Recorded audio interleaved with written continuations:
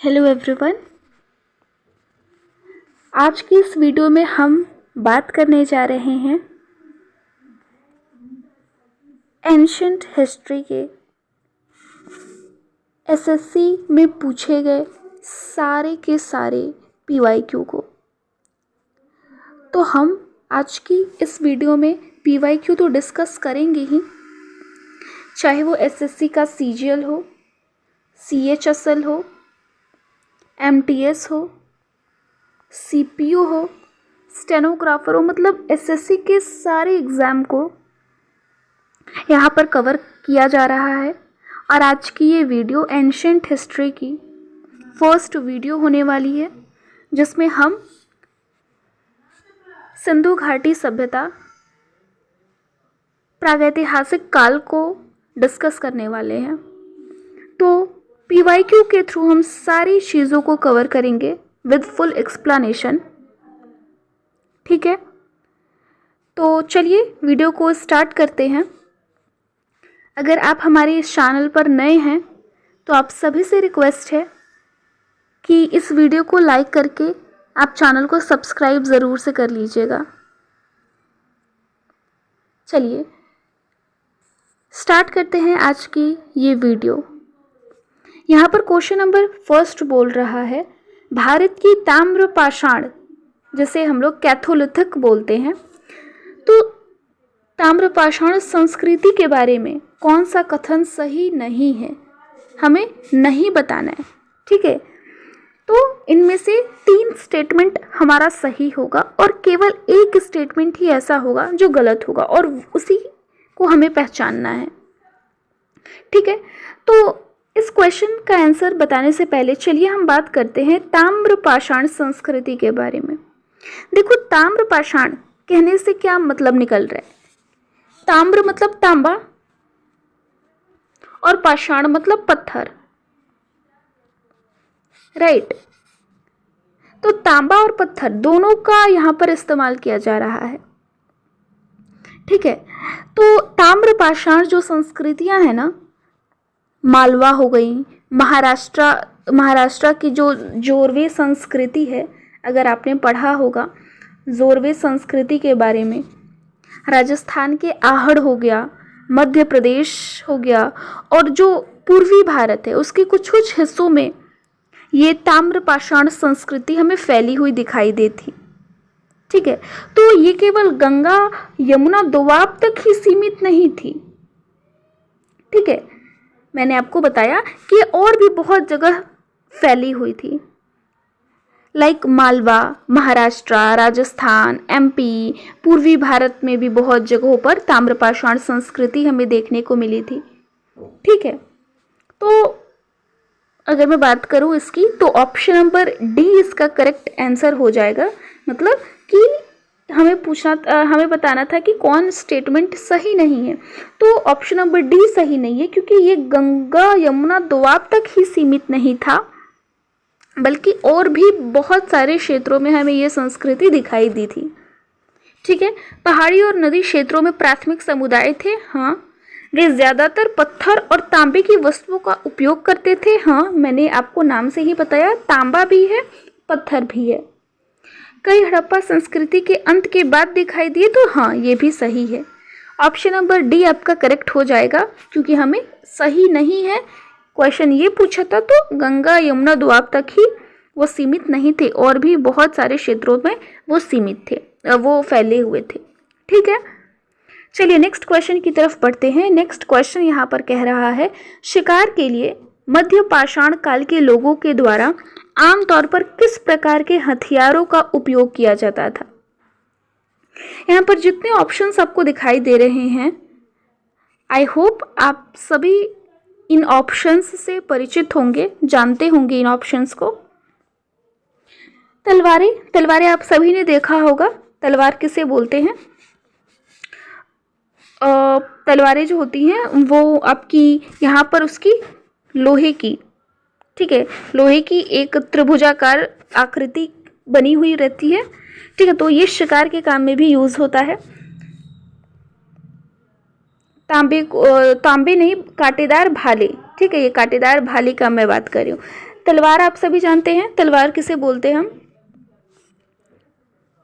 कुछ इसका इस तरह स्ट्रक्चर रहता है तलवार का। टोपी आप जानते हैं। एंड गुलेल, गुलेल ये रहा, इस डायग्राम में आप गुलेल देख सकते हैं, ये धनुष की आकृति है। ठीक है, तो यहाँ पर क्वेश्चन बोल रहा है कि शिकार के लिए मध्य पाषाण काल, ठीक है, पाषाण काल में भी मध्य पाषाण काल के लोगों के द्वारा आमतौर पर किस प्रकार के हथियारों का उपयोग किया जाता था। ये क्वेश्चन PYQ है, तो हम इसे मिस नहीं कर सकते हैं, हमें पता होना चाहिए। ठीक है, तो इसका करेक्ट आंसर हो जाएगा कांटेदार भाले। ठीक है, देखिए मध्य पाषाण काल के लोग जनरली जानवरों के शिकार के लिए माइक्रोलिथिक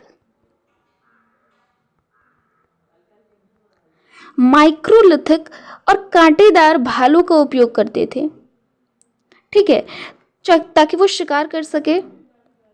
और हथियार बनाने के लिए वो छोटे छोटे पत्थर्स हो गए, तेज पत्थर के औजारों को, ये इन सारी चीज़ों का वो इस्तेमाल करते थे, क्योंकि उस टाइम पे अभी धातु की खोज नहीं हुई थी। ठीक है, तो इस वजह से वे पत्थर का इस्तेमाल करते थे और कांटेदार भाले बनाते थे। ठीक है, नेक्स्ट क्वेश्चन है, प्राचीन भारत में चनहूदड़ो मुख्य रूप से किसका केंद्र था? बहुत ज़्यादा इम्पॉर्टेंट क्वेश्चन है और ये क्वेश्चन आपके एग्जाम में देखने को मिला है। तो प्राचीन भारत में चनहूदड़ो से आप याद रखिएगा, बहुत सारी चीज़ें हमें चनहूदड़ो से मिली है। लाइक जितने भी फीमेल के श्रृंगार के सामान होते हैं, लाइक लिपस्टिक हो गया, काजल हो गया। ठीक है, तो बहुत सारी चीज़ें मिली हैं। इसके अलावा यहाँ पर मनका मीन्स मोती। ठीक है, हमें याद रखना है इसका मतलब क्या होता है। तो चनहूदड़ो में मुख्य रूप से मनका के कारखाने हमें मिले हैं, मीन्स मोती बनाने का कारखाना मिला है। ठीक है, तो ऑप्शन नंबर C इसका करेक्ट हो जाएगा। ठीक है, तो चनहूदड़ो जो था ना, वो मुख्य रूप से शिल्प उत्पादन के लिए समर्पित था। ठीक है, लाइक मनका बनाना, सीप काटना, धातु का काम, मुहर बनाना, बाट क्या है? तो बाट एक नाप तौल की प्रणाली होती थी। ठीक है, तो वो सारी चीज़ें इसमें शामिल थी। ठीक है, तो चनहूदड़ो से हमें याद रखना है मनका बनाने का कारखाना हमें मिला है। कृषि तो और जगह भी होती थी, लेकिन मुख्य रूप से पूछा है तो मनका बनाना, ऑप्शन नंबर C आपका करेक्ट हो जाएगा। नेक्स्ट क्वेश्चन है, मोहनजोदड़ो की जल निकासी प्रणाली ने प्रत्येक घर को किससे जोड़ा? बहुत ज़्यादा इंपॉर्टेंट क्वेश्चन है एंड अगेन मुझे हर बार बोलने की ज़रूरत नहीं है कि ये PYQ है, क्योंकि मैंने सारे क्वेश्चन PYQ ही रखे हैं जिसे SSC ने अलग अलग एग्जाम में पूछा हुआ है। ठीक है, तो यहाँ पर क्वेश्चन है, मोहनजोदड़ो की जल निकासी प्रणाली ने प्रत्येक घर को किससे जोड़ा? आप सभी जानते हैं जल निकासी प्रणाली के बारे में, काफ़ी आधुनिक थी और काफ़ी उन्नत तरीके से बनाई गई थी।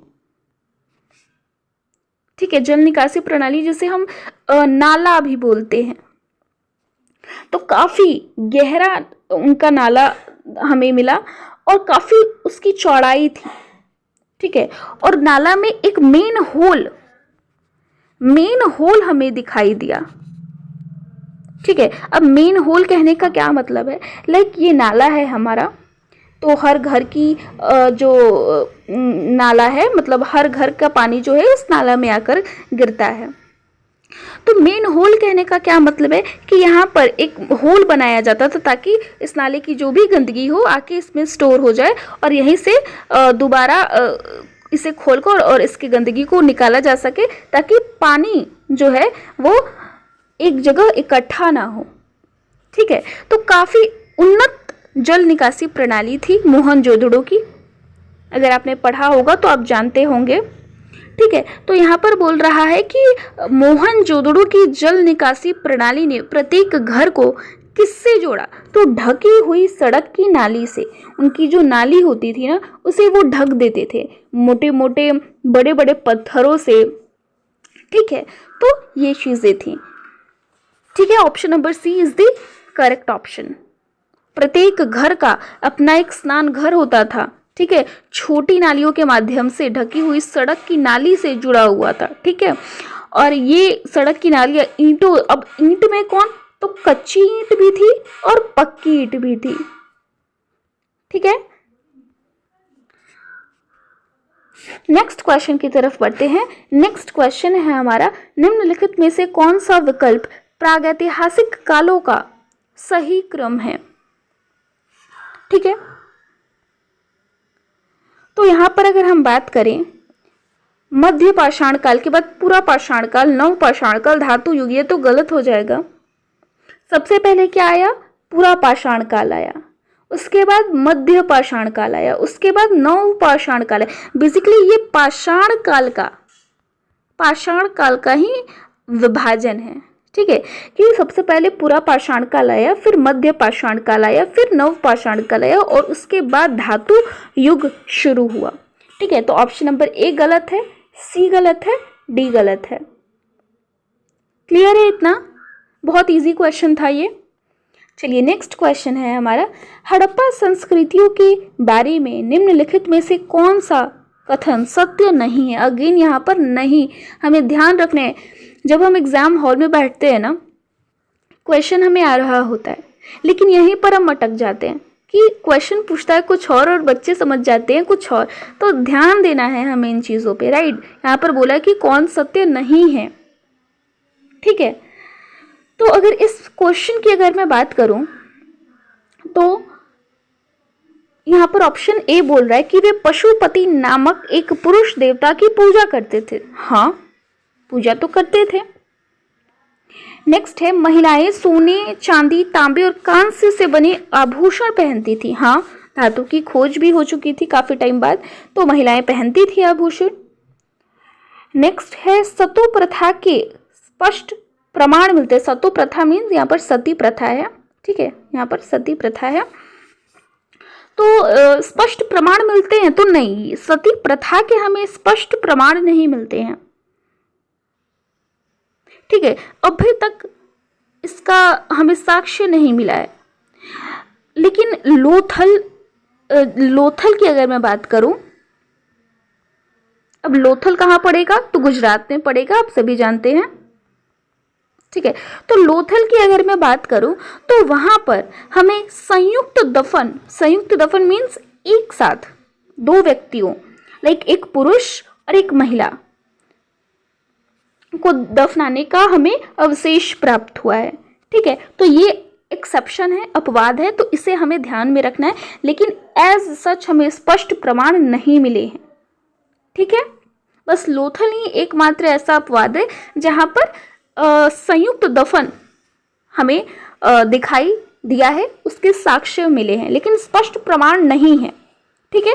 और गेहूं और जौ उगाई जाने वाली मुख्य फसलें थी, तो हाँ ये भी थी और ए ऑप्शन भी करेक्ट है। सी ऑप्शन के स्पष्ट प्रमाण नहीं मिले हैं, ठीक है। तो यहाँ पर ऑप्शन नंबर सी आपका करेक्ट हो जाएगा। क्लियर है इतना? नेक्स्ट क्वेश्चन बढ़ते हैं। नेक्स्ट क्वेश्चन है, कोई क्वेश्चन नंबर 7 ही है, ठीक है। तो यहाँ पर क्वेश्चन बोल रहा है, हड़प्पा स्थल कालीबंगा से कृषि से संबंधित कौन सी महत्वपूर्ण पुरातात्विक खोज सामने आई है। कृषि से संबंधित, ठीक है, कालीबंगा से कृषि से संबंधित कौन सी महत्वपूर्ण पुरातात्विक खोज सामने आई है। तो अगर मैं बात करूं इस क्वेश्चन की, तो यहाँ पर बोल रहा है कि कालीबंगा, स्पेसिफिक यहाँ पर दिया हुआ है कालीबंगा। अब कालीबंगा कहाँ है, कहाँ है कालीबंगा? तो कालीबंगा कहाँ है? राजस्थान में है, आप सभी जानते हैं। तो बोल रहा है कि कालीबंगा से कृषि से संबंधित कौन सी महत्वपूर्ण पुरातात्विक खोज सामने आई है। तो आप सभी जानते हैं कालीबंगा से हमें क्या मिले हैं, पक्की मिट्टी के हल के निशान और जुते हुए खेत के साक्ष्य। ऑप्शन नंबर बी इसका करेक्ट हो जाएगा। देखिए हमें रटना नहीं है, लेकिन बार बार रिवाइज करना है कि किस जगह से हमें किसके अवशेष मिले हैं, किसके साक्ष्य मिले हैं, क्योंकि एग्जाम में क्वेश्चन इन्हीं सब सारी चीज़ों से पूछता है।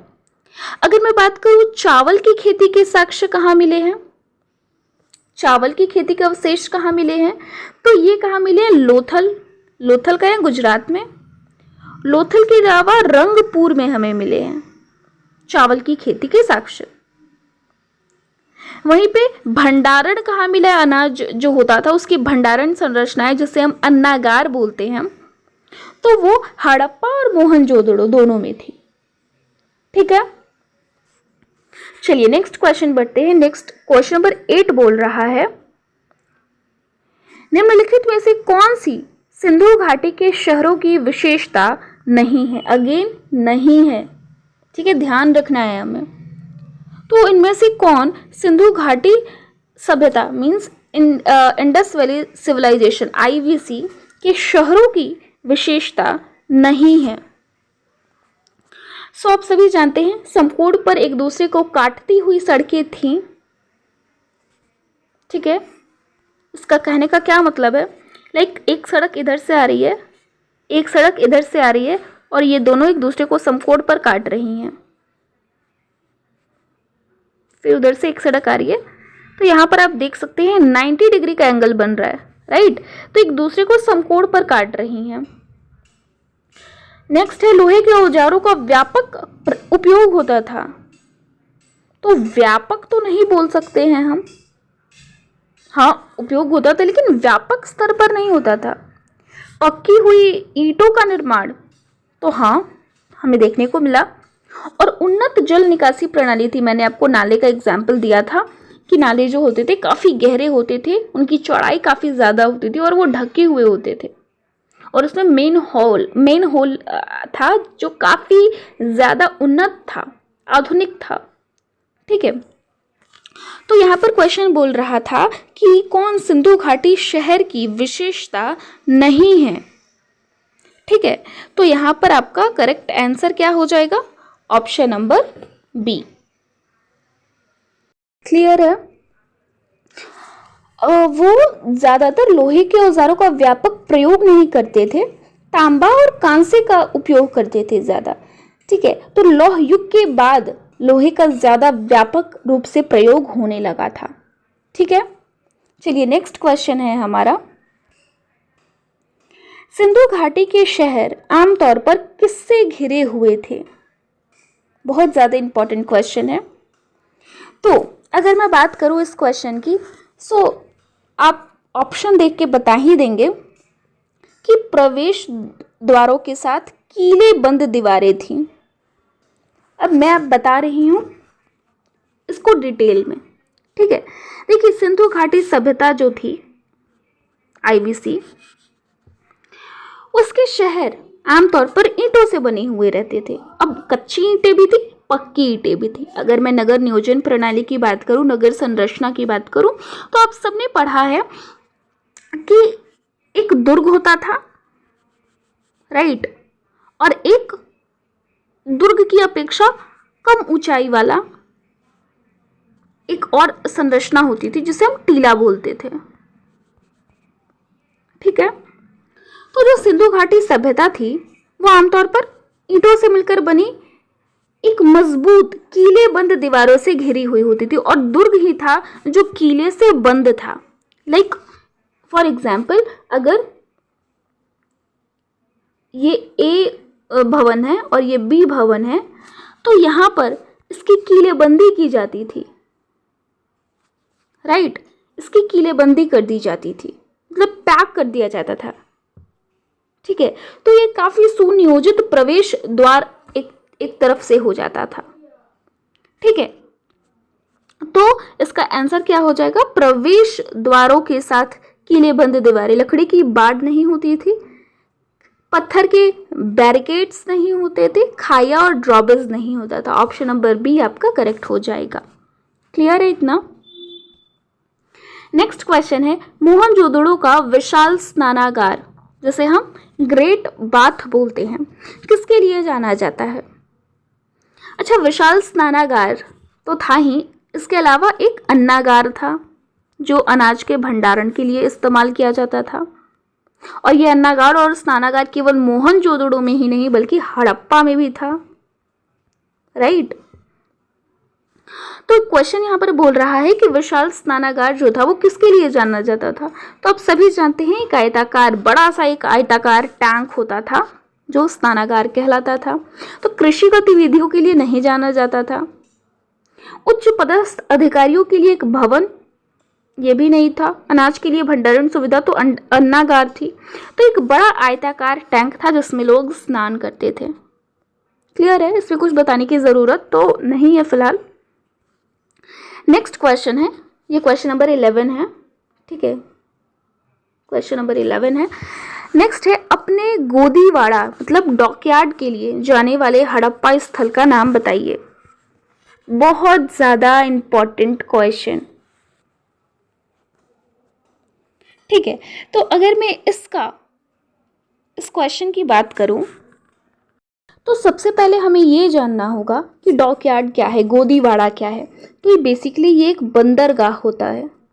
बंदरगाह आप सभी जानते होंगे, ठीक है, जहाँ से समुद्री व्यापार किया जाता है। काफ़ी ज़्यादा मात्रा में आयात और निर्यात होता है। ठीक है, जल मार्ग समुद्र के जरिए। ठीक है, तो गोदीवाड़ा के लिए जाने वाले हड़प्पा स्थल आप सभी जानते हैं, वो है गुजरात का लोथल। राइट। तो समुद्री व्यापार के लिए, अपने डॉकयार्ड के लिए सिंधु घाटी सभ्यता की जो स्थल थी वो लोथल थी, जो गुजरात के किस क्षेत्र में है, तो भाल क्षेत्र में है। ठीक है, बाकी धौलावीरा, हड़प्पा, मोहनजोदड़ो ये बंदरगाह नहीं था। ठीक है, बंदरगाह नहीं था, बंदरगाह लोथल था जो गुजरात के भाल क्षेत्र में है। क्लियर है। नेक्स्ट क्वेश्चन है क्वेश्चन नंबर 12। कच्छ के रण में एक द्वीप पर स्थित हड़प्पा शहर किलेबंदी में पत्थर की भिचाई और उन्नत जल प्रबंधन प्रणालियों के उपयोग के लिए जाना जाता है। ठीक है, तो हमें वो स्थल बताना है। कच्छ के रण में एक द्वीप पर स्थित हड़प्पा शहर किलेबंदी में पत्थर की भिचाई और उन्नत जल प्रबंधन प्रणालियों के उपयोग के लिए जाना जाता है। ठीक है, तो अगर मैं इसकी बात करूं,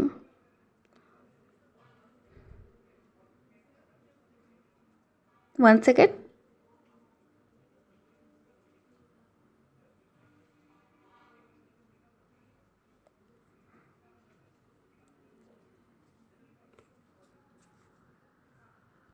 हाँ, तो आप सभी जानते हैं कच्छ का रण, मतलब इसी से समझ में आ रहा है ये गुजरात का है। अब गुजरात में इसमें से आपके दो शहर आ जाएंगे, एक आपका लोथल आ जाएगा और एक धौलावीरा आ जाएगा। लाइक ए और सी ऑप्शन तो आपके ऐसे ही गलत हो जाएंगे, आप धौलावीरा और लोथल में कंफ्यूज हो गए। अब लोथल आप सभी जानते हैं वो बंदरगाह है, मैंने आपको प्रीवियस क्वेश्चन में बताया, डॉकयार्ड है।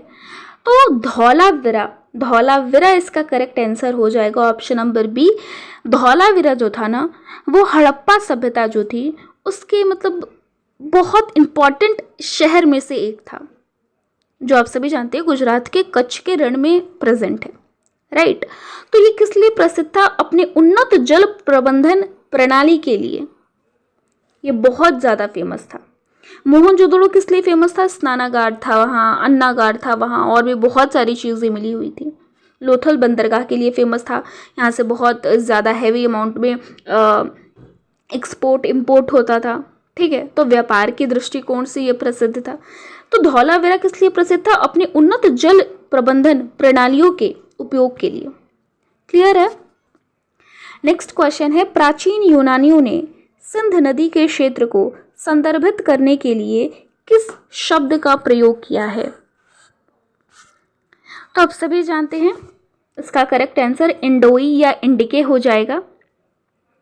देखो, प्राचीन यूनानी जो थे ना, वो सिंधु नदी के आसपास, सिंधु नदी जिसे हम इंडस नदी बोलते हैं, राइट, इंडस नदी, तो उसके आसपास रहने वाले लोगों को वो इंडोई या फिर इंडिके कह के पुकारते थे। ठीक है, तो इस वजह से इसका नाम इंडोई या फिर इंडिके आया। क्लियर है। बहुत इजी क्वेश्चन था एंड PYQ था।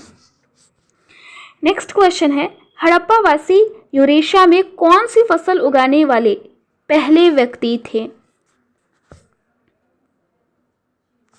ये भी बहुत ज़्यादा इम्पोर्टेंट क्वेश्चन है।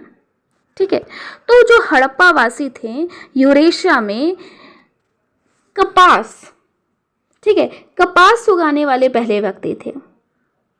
कपास की जो खेती थी और जो सूती वस्त्र थे उनके साक्ष्य हमें हड़प्पा स्थल से ही मिले हैं।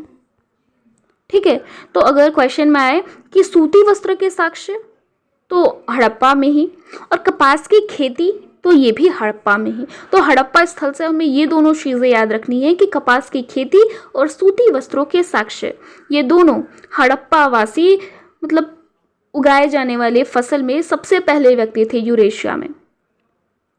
ओके, बाकी तंबाकू ये दूसरे देश के लोग तंबाकू, मिर्च और आलू का उत्पादन करें। ठीक है, लास्ट क्वेश्चन है आज का हमारा, निम्नलिखित प्रश्नों में अभिकथन मतलब एक है आपका असर्शन और एक है आपका रीजन दिया गया है। ठीक है, तो असर्शन बोल रहा है हड़प्पा में गोलाकार ईंट प्लेटफॉर्म की पंक्तियों का उपयोग धार्मिक समारोह के लिए किया जाता था, और उसका रीजन है इन प्लेटफॉर्म पर गेहूं और जौ के दाने पाए गए थे।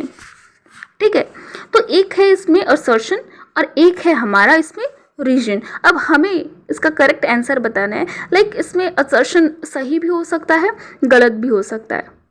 ठीक है, रीजन सही भी हो सकता है और गलत भी हो सकता है। ठीक है, तो यहाँ पर अगर हम बात करें तो हड़प्पा में, ठीक है, हड़प्पा में गोलाकार ईंट प्लेटफॉर्म की पंक्तियों का उपयोग जो होता था ना, वो अनाज के गाहने के लिए किया जाता था। ठीक है, धार्मिक समारोह के लिए नहीं किया जाता था, धार्मिक समारोह के लिए नहीं किया जाता था, अनाज के थ्रेशिंग के लिए। ठीक है, आप सभी जानते होंगे थ्रेशिंग किसे बोलते हैं। लाइक जो अनाज जैसे धान हुआ तो धान की थ्रेशिंग करते हैं, उसके ऊपरी परत को हम हटाते हैं। ठीक है, तो उसके थ्रेशिंग के लिए उपयोग में लाया जाता था। ठीक है, तो यहाँ पर असर्शन गलत हो जाएगा और रीजन आपका सही हो जाएगा। इन प्लेटफॉर्म्स पर गेहूं और जौ के दाने पाए गए थे। ठीक है, तो थ्रेशिंग में तो होगा ही, तो असर्शन गलत है, रीजन सही है। ठीक है, ऑप्शन नंबर डी करेक्ट हो जाएगा आपका। ओके, सो आज के इस वीडियो में बस इतना ही। अगर आपको हमारी ये सीरीज़ PYQ की पसंद आई है और ये वीडियो पसंद आया है तो प्लीज़ चैनल को सब्सक्राइब ज़रूर कीजिएगा और इस वीडियो को लाइक कर टेलीग्राम से ज़रूर जुड़िएगा, क्योंकि इस क्लास की PDF आपको वहीं टेलीग्राम पर देखने को मिलेगी। ठीक है, तो चलिए आज के लिए बस इतना ही। मिलते हैं किसी नेक्स्ट वीडियो में अगले सेशन के साथ। Till then bye bye.